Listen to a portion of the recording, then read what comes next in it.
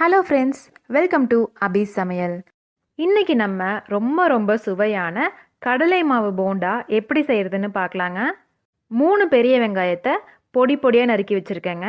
இப்போ இதில் 4 பச்சை மிளகாய், 1 கொத்து கருவேப்பிலையை நல்லா தண்ணி விட்டு அரைச்சி சேர்த்துக்கோங்க.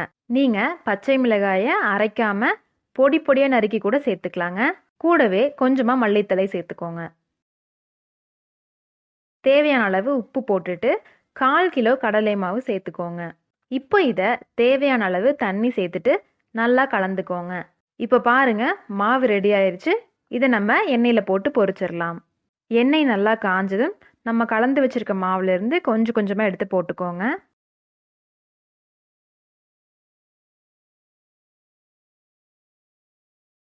சீக்கிரமாக வெந்துருங்க. ரொம்ப ஈஸியாக சமைச்சிடலாம். அதே அளவுக்கு ரொம்ப சுவையாகவும் இருக்கும். இப்போ பாருங்க, வெந்துருச்சு. இதை நம்ம எடுத்துடலாம்.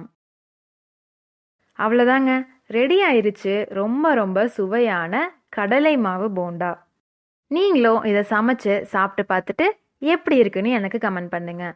மறக்காம அபி சமையல் சேனலை சப்ஸ்கிரைப் பண்ணுங்க. பக்கத்தில் இருக்க பெல் ஐக்கானை ப்ரெஸ் பண்ணிக்கோங்க. மீண்டும் அடுத்த பதிவில் சந்திக்கலாம்.